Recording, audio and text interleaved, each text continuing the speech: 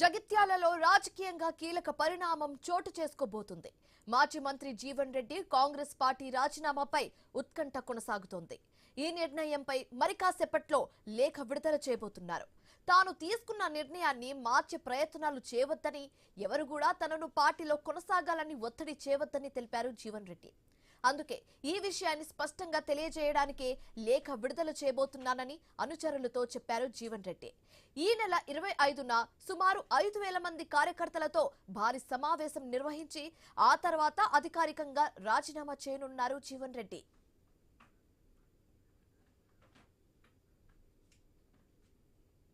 జగిత్యాలలో రాజకీయంగా కీలక పరిణామం చోటు చేసుకోబోతుంది. మాజీ మంత్రి జీవన్ రెడ్డి కాంగ్రెస్ పార్టీ రాజీనామాపై ఉత్కంఠ కొనసాగుతుంది. ఈ నిర్ణయంపై మరి కాసేపట్లో ఒక లేఖ విడుదల చేయబోతున్నారు జీవన్ రెడ్డి. ఇదే అంశానికి సంబంధించి మరింత తాజా సమాచారం మా కరెస్పాండెంట్ ప్రశాంత్ ఫోన్ ఇన్ ద్వారా అందిస్తారు. ప్రశాంత్, మరి కాసేపట్లో జీవన్ రెడ్డి ఒక లేఖను విడుదల చేయబోతున్నట్లుగా తెలుస్తుంది. అయితే ఈ లేఖలో ఎలాంటి అంశాలకు సంబంధించి ప్రస్తావించే అంశాలు ఉన్నాయి? అఫ్ కోర్స్ రాజీనామా లేఖ అన్నట్టుగా తెలుస్తుంది, బట్ ఇంకెలాంటి అంశాలకు సంబంధించి ప్రస్తావన చేయబోతున్నారు ఈ లేఖలో? పూర్తి డీటెయిల్స్ ఏంటి? రైట్ శివాని, మాజీ మంత్రి జీవన్ రెడ్డి ఇక రోజుకో ఎపిసోడ్, గంటకు ఒక ఎపిసోడ్ గా మారింది. ఆయన రాజీనామా చేస్తారా చేయరా అనే దానిపైన పెద్ద ఎత్తున చర్చ ఇటు తెలంగాణ వ్యాప్తంగా ఇదే చర్చ కొనసాగుతున్న పరిస్థితి కనబడతా ఉంది. ఒకవైపు కాంగ్రెస్ పార్టీకి సంబంధించి నిన్న మంత్రులు వచ్చి బుజ్జగించారు.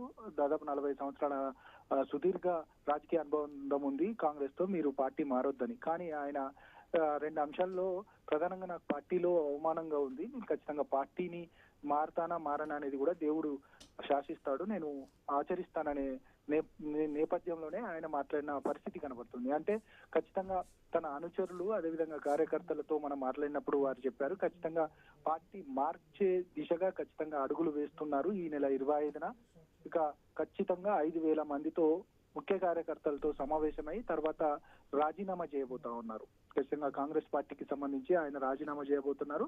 ఇక మరి కాసేపట్లో ప్రధానంగా నిన్న మంత్రులు వచ్చారు, అదేవిధంగా ఎమ్మెల్యేలు, మిగతా ఉమ్మడి కరీంనగర్ జిల్లా వ్యాప్తంగా ఉన్న ప్రతినిధులు వచ్చిన నేపథ్యంలో ఇక మరోమారు పార్టీ అధిష్టానానికి సంబంధించిన వారంతా కూడా బుజ్జగించే ప్రయత్నాలు చేస్తారు. కాబట్టి ఇక ఎవరు కూడా ఈ ప్రయత్నాలు చేయకూడదనేది ఆయన ఇప్పుడు సాయంత్రం 4 గంటలకు మీడియాతో మాట్లాడబోతున్నారు. ఒక లేఖ కూడా బహిరంగ లేఖ రిలీజ్ చేయబోతున్నారు.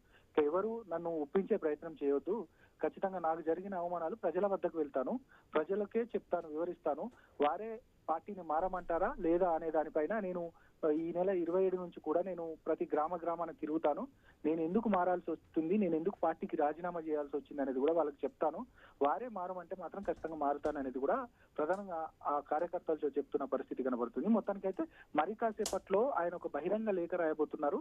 ఇక ఎవరు కూడా ఇక ఎందుకనంటే ఇప్పటికే రాజకీయ విశ్లేషకులు చాలా మంది పార్టీ నాయకులు కూడా చెప్పారు సీఎం డైరెక్ట్ నేరుగా సీఎం రేవంత్ రెడ్డి ఆయనతో మాట్లాడబోతున్నారు అనేది కూడా ప్రధానంగా చెప్పిన నేపథ్యంలో నాతో ఎవరు మాట్లాడకూడదు, నేను నిర్ణయం తీసేసుకున్నాను, ఈ నిర్ణయానికి నేను కట్టుబడి ఉంటాను, నా నిర్ణయానికి ఇక ఎవరు కూడా ఎవరు చెప్పినా నేను వినను అనేది కూడా ఇక బహిరంగ లేఖ.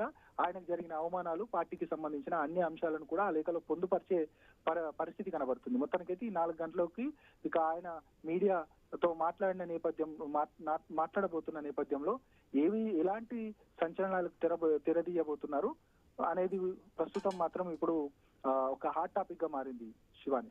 Right, thank you Prashanth.